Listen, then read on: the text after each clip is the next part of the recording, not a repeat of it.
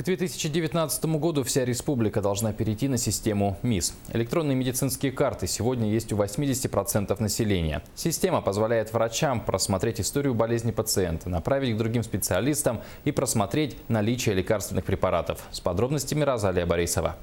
Более 1 700 000 электронных амбулаторных карт созданы с прошлого года. В базе данных история болезни пациента, данные о госпитализациях, выписке, назначенном лечении. Предположим, ребенок поступает повторно, такое иногда тоже бывает у часто болеющих детей, то врач может открыть компьютер и посмотреть предыдущую историю болезни, то есть чем ребенка лечили, сколько дней он провел в стационаре и, соответственно, подобрать более эффективное лечение в данном случае. На месте врач может просмотреть информацию об амбулаторном или стационарном лечении в других больницах.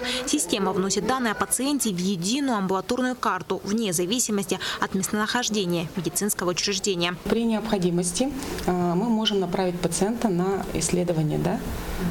Для этого оформляется у нас, например, на рентген нужно, отправляем его в рентгенологический кабинет. Здесь мы оформляем ему рентгенографию. Здесь мы оформляем ему органов грудной клетки. Сохраняем. И данное уже направление идет непосредственно в кабинет рентгенологического кабинета. Пока система не позволяет синхронизировать данные с районными больницами. Главной преградой является скорость интернета. Но к 2019 году данные из каждой больницы республики должны быть связаны с системой МИС. Электронные карты с историей болезни станут доступны для врачей в любой точке республики. Розалия Борисова, Екатерина Амосова, Василий Слепцов, НВК Саха, Якутск.